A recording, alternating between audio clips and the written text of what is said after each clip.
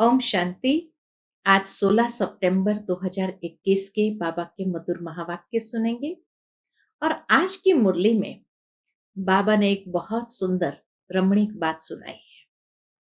बाबा कहे दुनिया के अंदर लोग बर्थडेज मनाते हैं, बड़े धूमधाम से मनाते हैं, परंतु बाबा कहे तुम्हारे लिए ये मर्जीवा जन्म बहुत धूमधाम से मनाना चाहिए। अर्थात ये अलौकिक जन्मदिन अच्छे से मनाओ, क्योंकि बाबा कहे यही तुम्हारी जन्माष्टमी है। हमारी जन्माष्टमी कैसे है? जन्माष्टमी तो श्री कृष्ण की है, लेकिन कृष्ण के साथ भी जन्माष्टमी क्यों कहा गया? क्योंकि कृष्ण का जन्म इतना सुंदर, पावन, महान है और 8 जन्म सतयुग के उसके इतने श्रेष्ठ है। इसीलिए बाबा कहे ये 8 जन्म की जयंती भारत में मनाई जाती है जन्माष्टमी के रूप में। ठीक इसी तरह हम बच्चे भी मर्जीवा बने हैं और इस जन्म में जो श्रेष्ठ कर्म करते हैं उस श्रेष्ठ कर्म के आधार पर हमारे भी सतयुग के 8 जन्म बहुत सुंदर हो सकते हैं।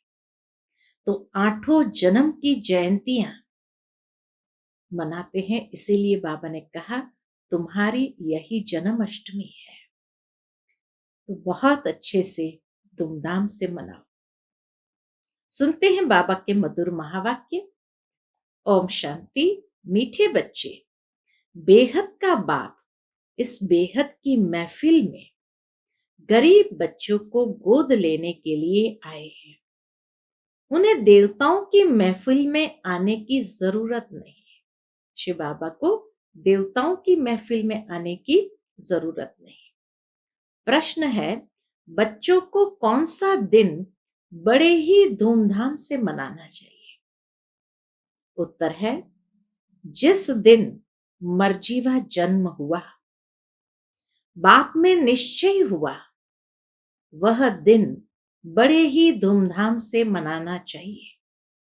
वही तुम्हारे लिए जन्माष्टमी है। अगर अपना मर्जीवा जन्म दिन मनाएंगे, बाबा कहे अगर अपना मर्जीवा जन्मदिन मनाएंगे तो बुद्धि में याद रहेगा कि हमने पुरानी दुनिया से किनारा कर लिया। कितना ज्ञान युक्त बात बाबा बताते हैं कि अगर पुराना जन्मदिन छोड़ करके ये मर्जीवा जन्मदिन मनाएंगे तो बुद्धि में याद रहेगा कि हमने पुरानी दुनिया को किनारा कर लिया है, तो पुरानी दुनिया के तरफ आकर्षण नहीं होगा।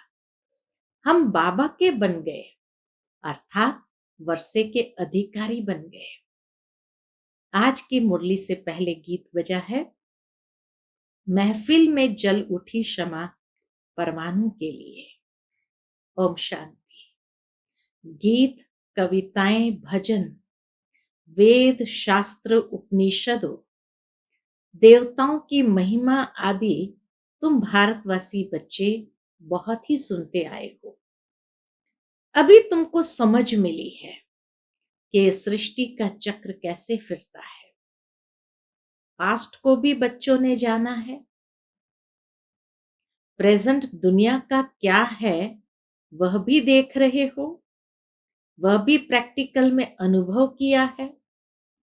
बाकी जो कुछ होना है सो अभी प्रैक्टिकल में अनुभव नहीं किया है। आने वाला फ्यूचर जो है अभी तक अनुभव नहीं किया है। पास्ट में जो हुआ उसका अनुभव किया है, बाप ने ही समझाया है। बाप बिगर कोई समझा ना सके। अथाह मनुष्य है, परंतु वह कुछ भी नहीं जानते। तो बाबा कहे तुम बच्चों ने पास्ट को भी जाना, प्रेजेंट भी अनुभव कर रहे हैं, फ्यूचर अभी तक स्पष्ट नहीं होगा, लेकिन बाबा समझा रहे हैं। अथाह मनुष्य है, परंतु वह कुछ भी नहीं जानते हैं। रचयिता और रचना के आदि मध्य अंत को कुछ नहीं जानते। अभी कलयुग का अंत है, यह भी मनुष्य नहीं जानते, क्योंकि अभी तो समझते कलयुग बच्चा है, अभी तो 40,000 साल पड़े हैं। हाँ, आगे चल अंत को जानेंगे, मूल को जानेंगे, बाकी सारी नॉलेज को नहीं जानेंगे। पढ़ने वाले स्टूडेंट ही जान सकते हैं।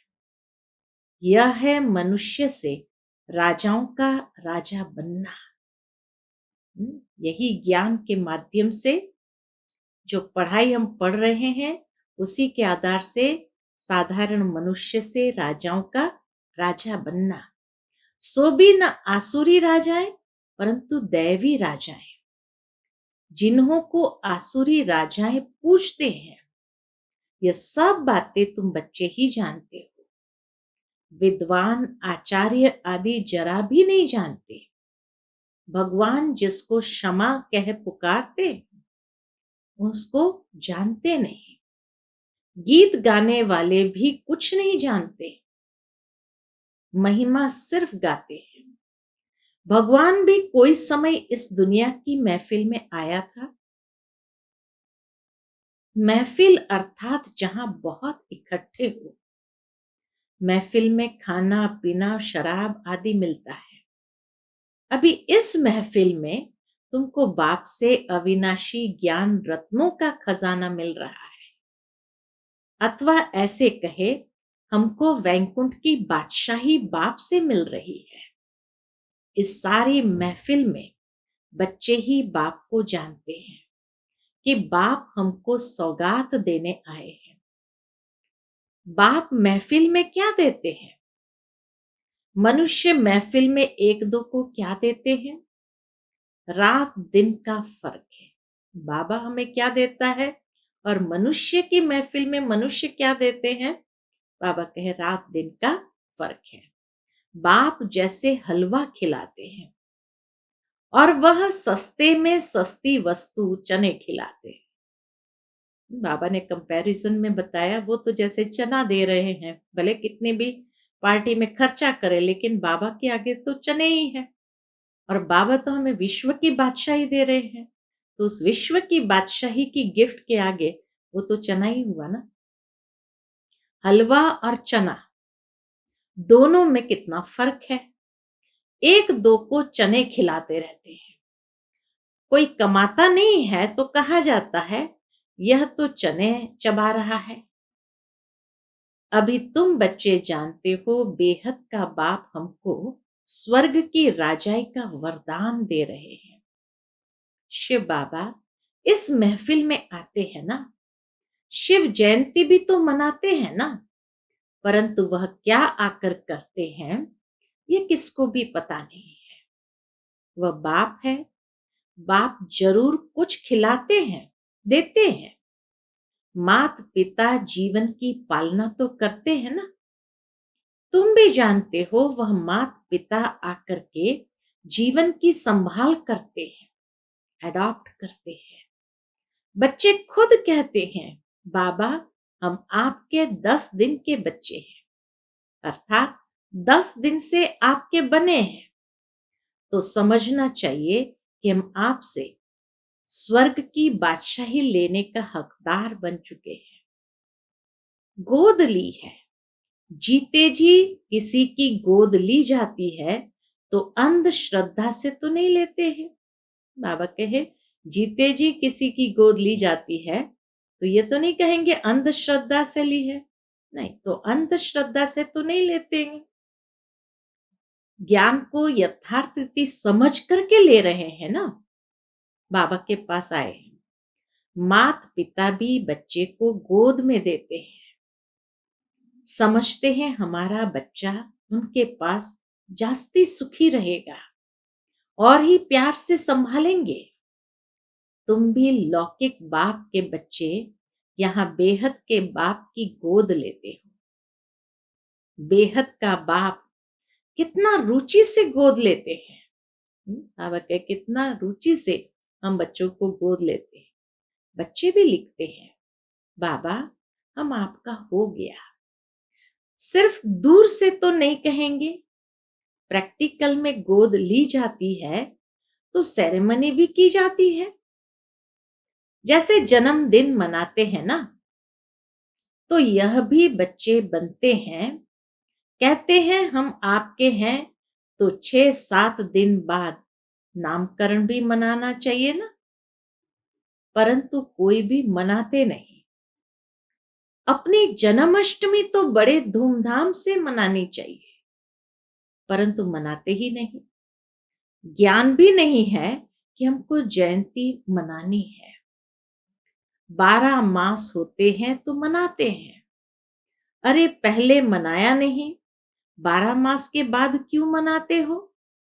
ज्ञान ही नहीं, निश्चय नहीं होगा, तब बाबा के 1 साल के बाद, 12 मास के बाद मनाते हैं। पहले ही मनाना चाहिए अगर निश्चय बुद्धि है तो। कैसे बाबा पकड़ता है हम बच्चों को? तो बाबा कहे 12 मास के बाद क्यों मनाते हो? ज्ञान ही नहीं, फेल कर दिया बाबा ने बच्चों को। निश्चय नहीं होगा।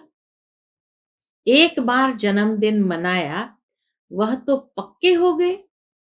फिर अगर जन्मदिन मनाते हुए भागंती हो गए, तो समझा जाएगा ये मर गया। जन्म भी कोई तो बहुत धूमधाम से मनाते हैं। कोई गरीब होगा तो गुड़ चने भी बांट सकते हैं, जास्ती नहीं। बच्चों को पूरी रीति समझ में नहीं आता है, इसलिए खुशी नहीं होती है। जन्मदिन मनाए तो याद भी पक्का पड़े, परंतु वह बुद्धि नहीं है। आज फिर भी बाप समझाते हैं, जो जो नए बच्चे बने, उनको निश्चय होता है तो जन्मदिन मनाए। फलाने दिन हमको निश्चय हुआ, 12 मास के बाद नहीं मनाए। बाबा कहे जिस दिन निश्चय हुआ, मर्जीवा बने, उस दिन मनाए, जिससे जन्माष्टमी शुरू होती है। तो बच्चों को बाप और वर्षे को पूरा याद करना चाहिए। बच्चा कभी भी भूलता थोड़ी है कि मैं फलाने का बच्चा हूं। यहां कहते हैं कि बाबा आप हमको याद नहीं पड़ते हो। ऐसे अज्ञान काल में तो कभी नहीं कहेंगे अपने माता पिता को कि आप हमें याद नहीं पड़ते हैं। याद न पड़ने का सवाल भी नहीं उठता। तुम बाप को याद करते हो, बाप तो सबको याद करते ही है। सब हमारे बच्चे काम चिता पर जलकर भस्म हो गए हैं। ऐसे और कोई गुरु व महात्मा आदि नहीं कहेंगे। ये भगवान वाच ही है कि मेरे सब बच्चे हैं। भगवान के तो सब बच्चे हैं ना। सब आत्माएं परमात्मा बाप के बच्चे हैं। बाप भी जब शरीर में आते हैं तब कहते हैं ये सब आत्माएं हमारे बच्चे हैं। काम चिता पर चढ़ भस्मीभूत तमो प्रधान हो गए हैं। काम चिता पर चढ़ भस्मीभूत तमो प्रधान हो पड़े हैं। भारतवासी कितने आयरन एजेड हो गए हैं। काम चिता पर बैठ सब सांवरे बन पड़े हैं। जो पूज्य नंबर 1 गोरा था, जो पूज्य नंबर 1 गोरा था श्री कृष्ण, सो अब पुजारी सांवरा बन गया है। सुंदर सो श्याम, सुंदर सो श्याम है। यह काम चिता पर चढ़ना गोया सांप पर चढ़ना है। वैकुंठ में सांप आदि नहीं होते हैं। सतयुग में कोई सांप आदि नहीं होते हैं जो किसको डसे। ऐसी बात हो न सके। बाप कहते हैं 5 विकारों की प्रवेशता होने से तुम तो जैसे जंगली कांटे बन गए हो। कहते हैं बाबा हम मानते हैं यह है ही कांटों का जंगल। 1-2 को डसकर सब भस्मीभूत हो गए हैं। भगवान वाच, मुझ ज्ञान सागर के बच्चे जिनको मैंने कल्प पहले भी आकर स्वच्छ बनाया था, वह अब पतित काले हो गए हैं। बच्चे जानते हैं हम गोरे से सांवरे कैसे बनते हैं।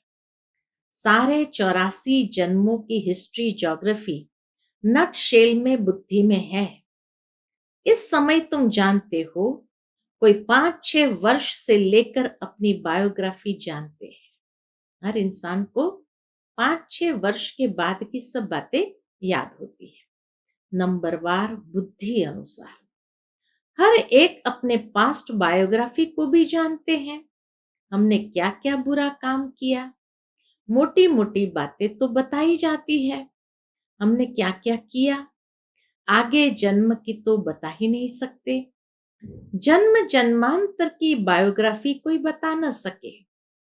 बाकी 84 जन्म कैसे लिए हैं, सो बाप बैठ उन्हों को समझाते हैं। जिन्होंने पूरे 84 जन्म लिए हैं, उनकी ही स्मृति में आएगा। घर जाने के लिए मैं तुमको मत देता हूं। इसलिए बाप कहते हैं, यह नॉलेज सब धर्म वालों के लिए है। अगर मुक्ति धाम घर जाना चाहते हो तो बाप ही ले जा सकते हैं। सिवाय बाप के और कोई भी अपने घर जा नहीं सकते।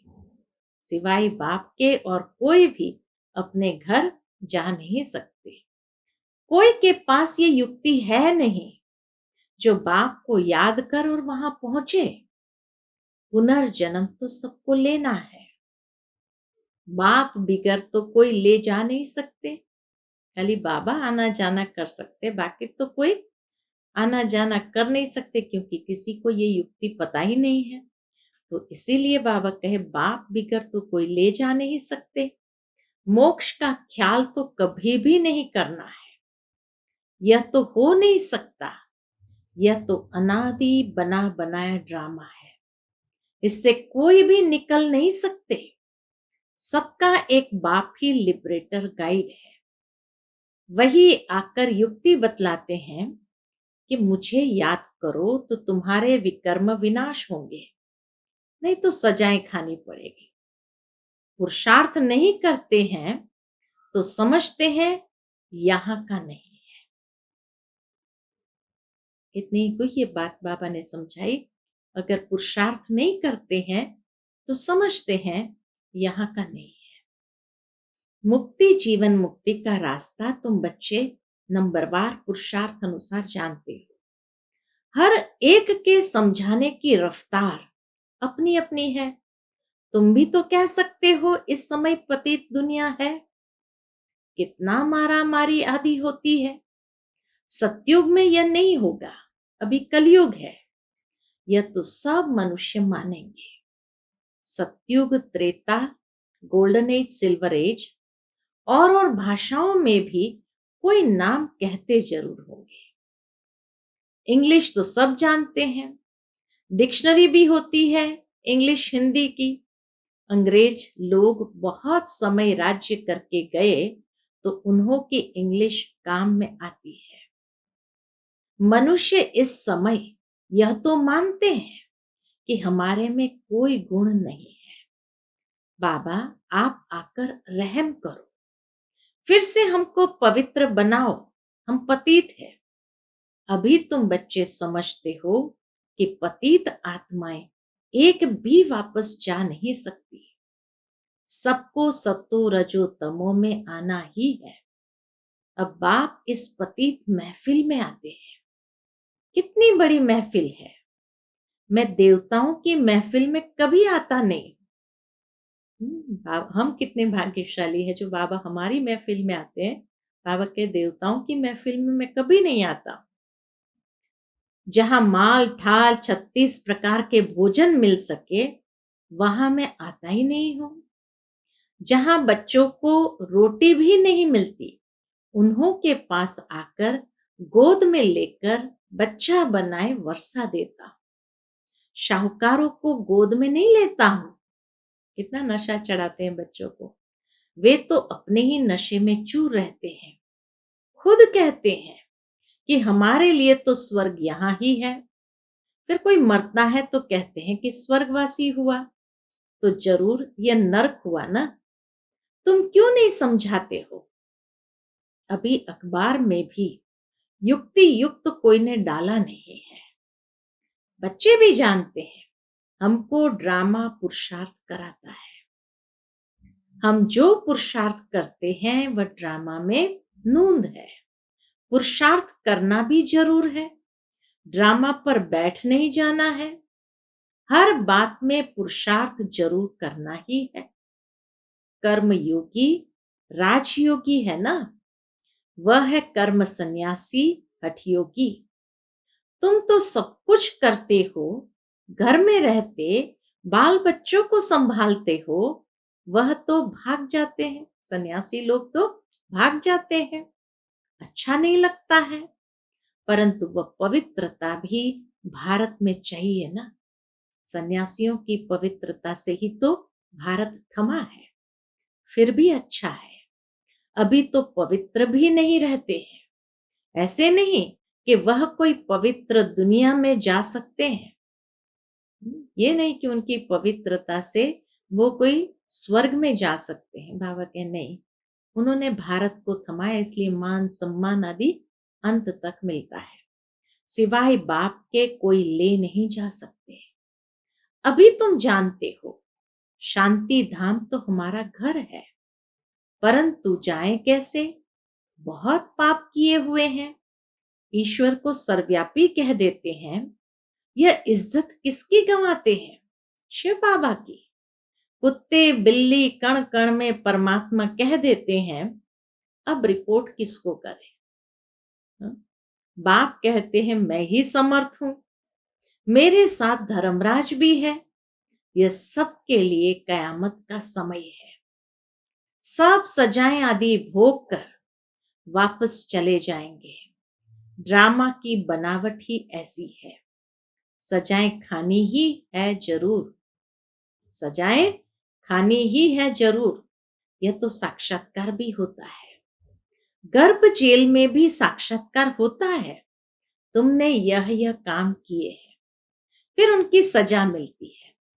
तब तो कहते हैं कि अब इस जेल से निकालो, हम फिर ऐसे पाप नहीं करेंगे। बाप यहां सन्मुख आकर ये सब बातें तुम्हें समझाते हैं। गर्भ में सजाएं खाते हैं, वह भी जेल है, दुख फील होता है। वहां सतयुग में दोनों जेल नहीं होती। जहां सजाएं खाए, बाबा कहे जहां सजा खाए तो दोनों ही जेल नहीं होती। अब बाप समझाते हैं बच्चे, मुझे याद करो तो खाद निकल जाएगी। यह तुम्हारे अक्षर बहुत मानेंगे। भगवान का नाम तो है, सिर्फ भूल की है जो कृष्ण का नाम डाल दिया है। अब बाप भी बच्चों को समझाते हैं, यह जो सुनते हो सुनकर अखबारों में डालो। बाबा कहे यह जो सुनते हो सुनकर अखबार में डालो। शिव बाबा इस समय सबको कहते हैं, 84 जन्म भोग तमो प्रधान बने हो। अभी फिर मैं राय देता हूं, मुझे याद करो तो विकर्म विनाश होंगे। फिर तुम मुक्ति जीवन मुक्ति धाम में चले जाएंगे। बाप का यह फरमान है, मुझे याद करो तो खाद निकल जाएगी। अच्छा बच्चे, कितना समझाएं, कितना समझाएं? कितना समझाया बाबा ने? अब बाबा कहे कितना समझाएं। अच्छा, मीठे मीठे सिकिलते बच्चों प्रति माता पिता बाप दादा का याद प्यार और गुड मॉर्निंग। रूहानी बाप की रूहानी बच्चों को नमस्ते। हम सब रूहानी बच्चों की रूहानी माता पिता बाप दादा को याद प्यार गुड मॉर्निंग और नमस्ते। नमस्ते। शुक्रिया बाबा, शुक्रिया।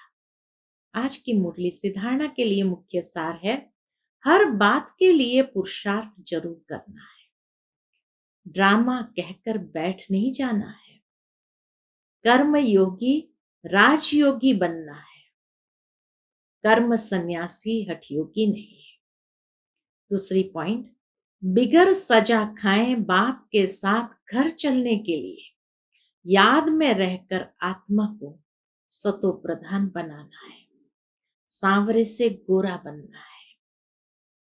आज का बाबा का मधुर वरदान हम बच्चों के प्रति है, अपनी श्रेष्ठता द्वारा नवीनता का झंडा लहराने वाले शक्ति स्वरूप भव। अपनी श्रेष्ठता द्वारा नवीनता का झंडा लहराने वाले शक्ति स्वरूप भव। अभी समय प्रमाण समीपता के कारण शक्ति रूप का प्रभाव जब दूसरों पर डालेंगे तब अंतिम प्रत्यक्षता समीप ला सकेंगे। जैसे स्नेह और सहयोग को प्रत्यक्ष किया है, ऐसे सर्विस के आईने में शक्ति रूप का अनुभव कराओ। जब अपनी श्रेष्ठता द्वारा शक्ति रूप की नवीनता का झंडा लहराएंगे तब प्रत्यक्षता होगी। अपने शक्ति स्वरूप से सर्वशक्तिमान बाप का साक्षात्कार कराओ। आज के लिए स्लोगन है, मनसा द्वारा शक्तियों का और कर्म द्वारा गुणों का दान देना ही महादान है। मनसा द्वारा शक्तियों का और कर्म द्वारा गुणों का दान देना ही महादान है। अच्छा, ओम शांति।